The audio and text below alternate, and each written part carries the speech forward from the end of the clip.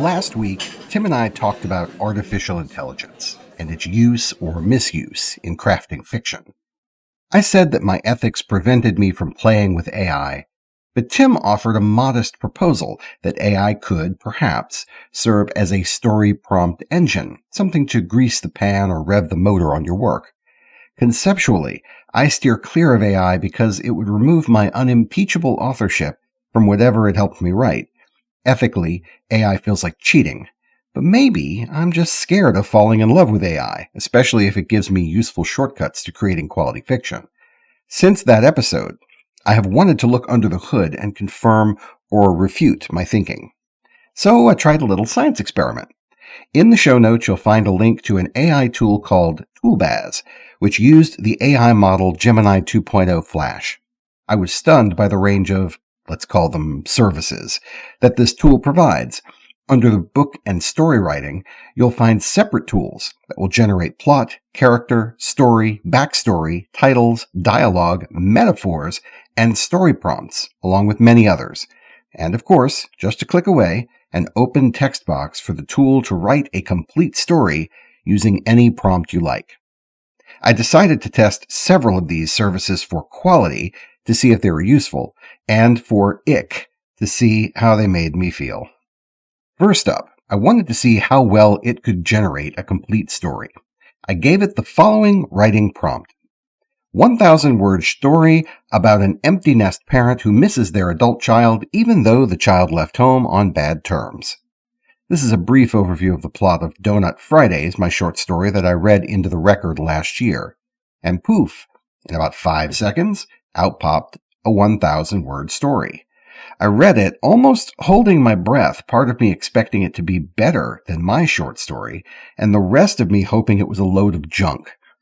The resulting text was maudlin, sappy, slow-paced, and devoid of significant imagery or specific details. It was unoriginal and unfit for publication. This is definitely cheating, but you're kind of cheating yourself considering the low quality, which I would call high school sophomore. My assessment? Low quality, high ick. Now, what the story did have was correct grammar, a laser focus on the writing prompt, and the story structure. Even though LLMs are glorified Mad Libs where the computer fills in the blanks based on your prompt, it did a very good job fulfilling the request.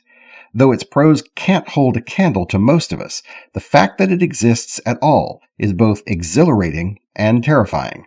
We fiction writers have nothing to fear, yet. Next up, I tried the character generator. Because this is a science experiment, I asked the tool to provide a character analysis of a real person, not a fictional character. I wanted to see how predictive it could be, given a small subset of specific details. My wife and I love to watch the stupid TV show called Deal or No Deal Island, which, because of the probability of the core gameplay, we affectionately call Coin Flip Island. What makes this reality show almost watchable is the cartoonish quality of the contestants. The latest episode featured an attractive redhead who, in her one-on-one interviews, revealed some rather self-aware observations that explained how her batty, on-screen behavior originated. She was moved around to 12 schools in 8 years, which formed a dysfunctional approach to relationship building. But at the same time, this lack of stability fueled in her a deep desire to accomplish high academic goals. She had multiple college degrees and was clearly a smart person, but she kept making cringe-worthy comments that alienated other contestants, even though connection with those people is what she desired most. So, in our science experiment, I typed in about 65 words describing what she revealed in her one-on-ones with camera, plus a little about her physical appearance, then asked the AI to predict her character's needs, and by God, the damn thing nailed her almost perfectly. I was shocked by how it could predict her psychology with so little input. My assessment? High quality, low ick. I could see using this as a jumping off point. Visit a coffee shop and do some people watching. Notice some specific details about appearance, mannerisms, overhear some stories that they tell a companion, then type in those few nuggets into the tool and see what kind of person emerges. Is that a person I want or need in my story? Maybe so. Last test, I loaded the story prompt engine. You'll notice it tries to reuse exact phrasing from your prompt, so it is not helping you innovate. The output offers a basic story framework with a hook and several predictable and formulaic story paths. Sure, the story prompts are only okay. However, I see value in the tool showing you what is expected, because then you can intentionally pivot away from the expected, what not to do, and into something more original. My assessment? Medium quality, medium ick.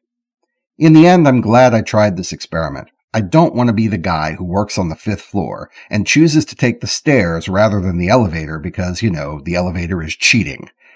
Using AI not as a substitute author, but rather as an apprentice or a helper, I see real potential in that.